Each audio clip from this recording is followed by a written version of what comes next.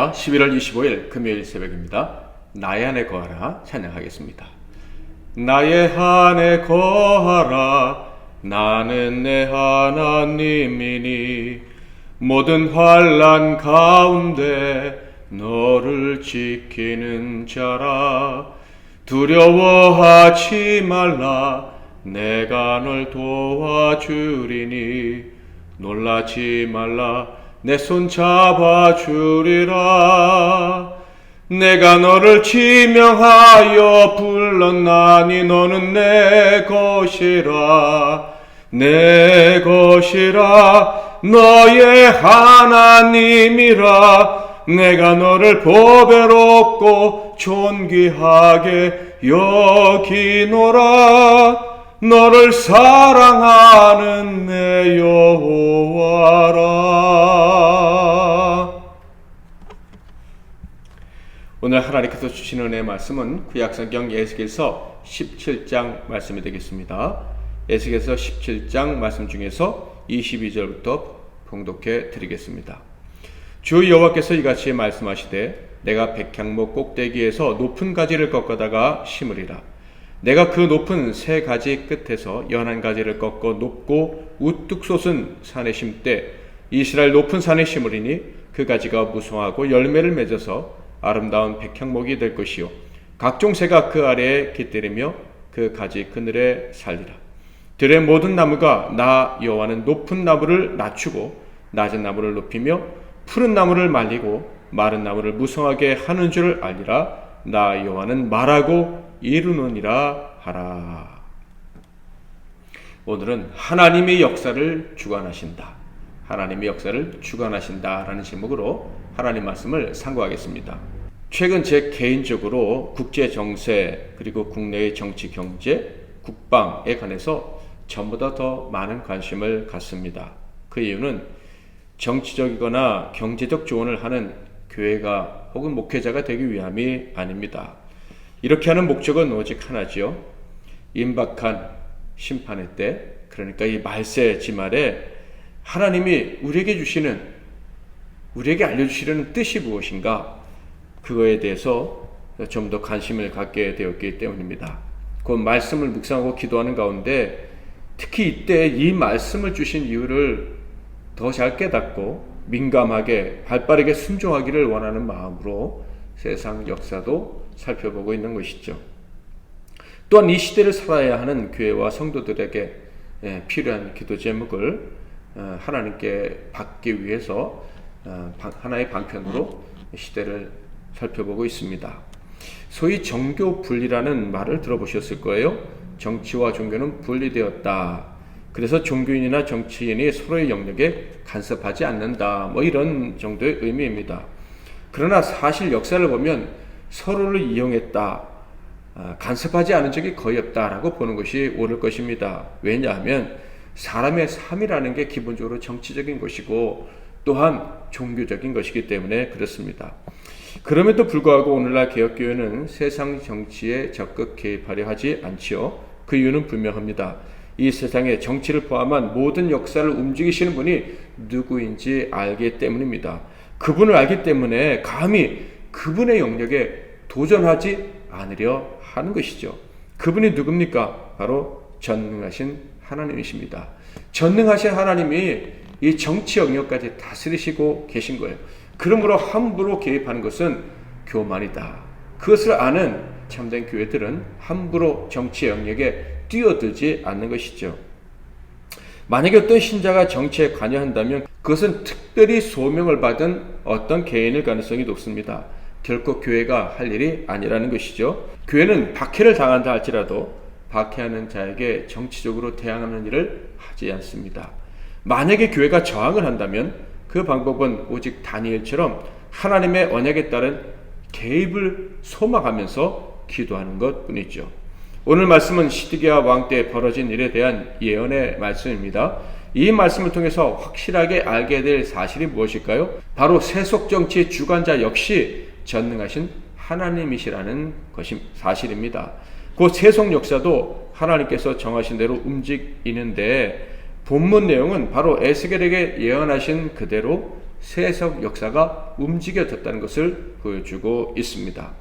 이 말씀을 통해서 우리가 인정해야 될 사실은 분명합니다. 그것은 역사의 주관자, 즉 교회 역사뿐만 아니라 세속 역사의 주관자 역시 하나님뿐이시다라는 것이죠. 자, 그런데 이 예언에 등장한 사람들, 그러니까 바벨론 왕 느부갓네살이나 유다 왕 시드기야와 유다의 귀족들, 그리고 애굽의 왕 바로까지 자신들의 힘으로 역사를 이루어보려 했다가 다 실패한 사람들이라는 것입니다. 아무도 성공을 하지 못했죠. 역사는 그들의 뜻이 아닌 오직 하나님의 뜻대로 움직여질 것임을 에스겔이 예언했는데, 실제 역사 역시 사람의 뜻대로가 아닌 하나님의 뜻대로 이루어졌다. 에스겔이 예언한 대로 이루어졌다라는 것입니다. 가장 먼저 등장하는 인물은 독수리로 비유된 바벨론 왕 느부갓네살입니다. 그는 고대 근동의 상권이 바벨론이 되게 하려고 시도했었죠. 그리고 땅의 종자라고 불리는 시드기야를 유다의 왕으로 세우고요, 그가 통치할 좋은 환경을 주어서 배신하지 않고 자기를 섬기게 하려 했습니다. 3, 4, 5절 여호와께서 이같이 말씀하여 이르시되 색깔이 화려하고 날개가 크고 깃이 길고 털이 숱한 큰 독수리가 레바논에 이르러 백향목 높은 가지를 꺾되 그 연한 가지 끝을 꺾어 가지고 장사하는 땅에 이르러 상인의 성읍에 두고 또 그 땅 종자를 꺾어 옥토에 심되 수양부들 가지처럼 큰 물가에 심더니. 그런데 그 결과는 어떠했습니까? 하나님은 철저히 실패할 거라고 예언하셨는데 그대로 됩니다. 10절 볼지어다 그것이 심어졌으나 번성하겠느냐? 동풍에 부딪힐 때 아주 마르지 아니하겠느냐? 그 자라던 두둑에서 마르리라 하셨다 하라. 그래서 실제 역사는요, 느부갓네살은 시드기야에게 배신당합니다. 그래서 화가 나서 시드기야의 눈을 빼고 결국 바벨론으로 끌고 가서 그가 죽을 때까지 그 바벨론에서 살게 했죠. 느부갓네살은 시드기야를 높은 백향목처럼 만들기를 원했지만 그는 작은 포도나무에 불과했습니다.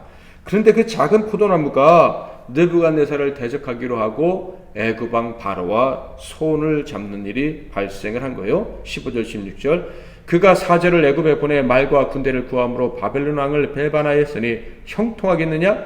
이런 일을 행한 자가 피하겠느냐? 언약을 배반하고야 피하겠느냐? 주 여호와의 말씀이니라. 내가 나의 삶을 두고 맹세하노니 바벨론 왕이 그를 왕으로 세웠거늘 그가 맹세를 저버리고 언약을 배반하였은즉 그 왕이 거주하는 곳 바벨론에서 왕과 함께 있다가 죽을 것이라. 그러니까 세상 역사의 주역이 되고 싶었던 세 그룹, 느부갓네살, 바로, 그리고 시드기야와 그의 귀족들, 이들은 모두 다 실패자가 된 것이죠. 아무도 자신들의 계획을 온전히 이루지 못했습니다. 그 이유는 분명합니다. 그들이 역사의 주관자가 아니었기 때문이죠. 이렇게 역사의 주관자가 누군지 모르는 자들의 결국은 실패입니다. 그러니까 세상에서 자기 계획대로 하려는 모든 사람들은 다 실패할 수밖에 없는 것이죠.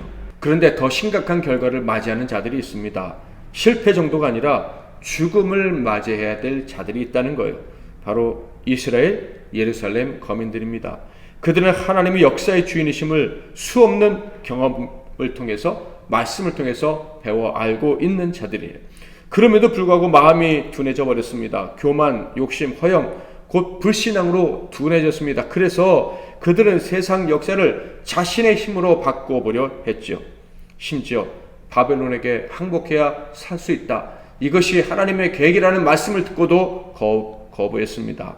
이렇게 하나님의 주인 되심을 배웠음에도 불구하고 자신이 주인공 역할을 하려 했던 이스라엘은 실패 정도가 아니라 죽음으로 대가를 지불해야 했습니다. 19절부터 21절 그러므로 주 여호와의 말씀이니라. 내가 나의 삶을 두고 맹세하노니 그가 내 맹세를 업신여기고 내 언약을 배반하였은즉 내가 그 죄를 그 머리에 돌리되 그 위에 내 그물을 치며 내 올무에 걸리게 하여 끌고 바벨론으로 가서 나를 반역한 그 반역을 거기에서 심판할 치며 그 모든 군대에서 도망한 자들은 다 칼에 엎드러질 것이요 그 남은 자는 사방으로 흩어지리니 나 여호와가 이것을 말한 줄을 너희가 알리라. 그들은요, 죽음의 고통을 겪은 이후에야 역사의 주관자는 하나님이시라는 것을 다시 깨닫게 됩니다. 그런데 어떻게 죽은 자와 같은 자들이 깨닫게 될까요? 그들에게 하나님의 은혜가 임하기 때문이죠. 그들의 행위와 상관없이 은혜로 새 나라의 왕을 주심으로 그들은 깨닫게 됩니다. 부활의 능력을 허락해 주심으로 그들은 진정한 통치자를 인정하고 그 나라에서 살게 되는 것이죠. 22절부터 24절 주 여호와께서 이같이 말씀하시되 내가 백향목 꼭대기에서 높은 가지를 꺾어다가 심으리라.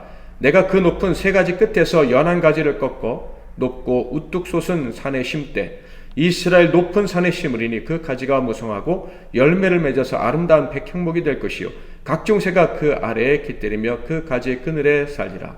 들의 모든 나무가 나 여호와는 높은 나무를 낮추고 낮은 나무를 높이며 푸른 나무를 말리고 마른 나무를 무성하게 하는 줄 알리라. 나 여호와는 말하고 이루느니라 하라.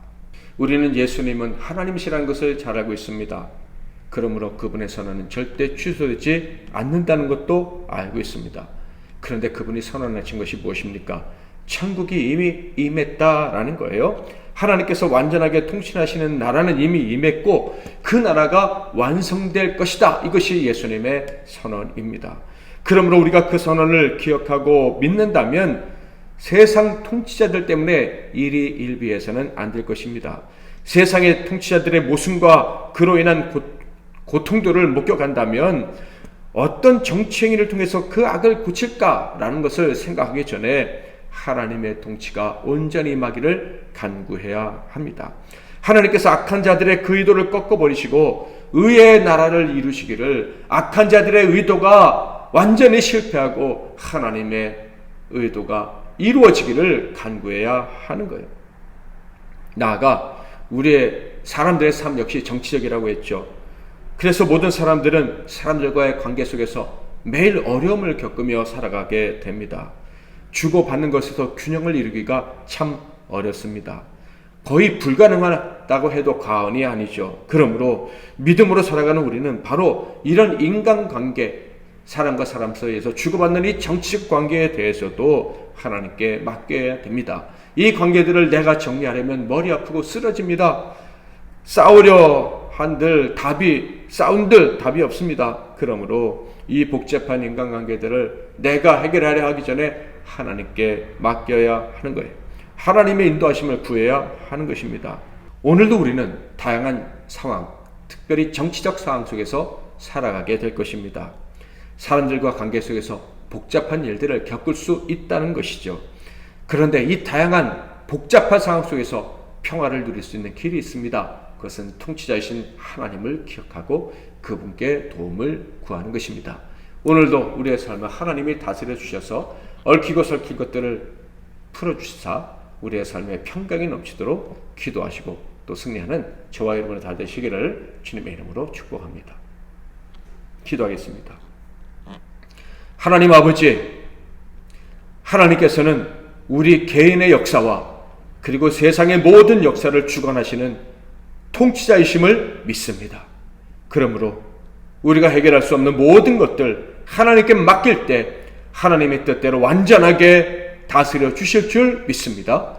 오늘도 교만한 마음을 내려놓고 하나님의 다스리심을 간구하는 저희들의 기도를 들으사 우리의 삶에, 특별히 오늘의 삶에 참된 평강이, 안전함이 넘쳐나게 하옵소서. 예수 그리스도 이름으로 기도하옵나이다. 아멘.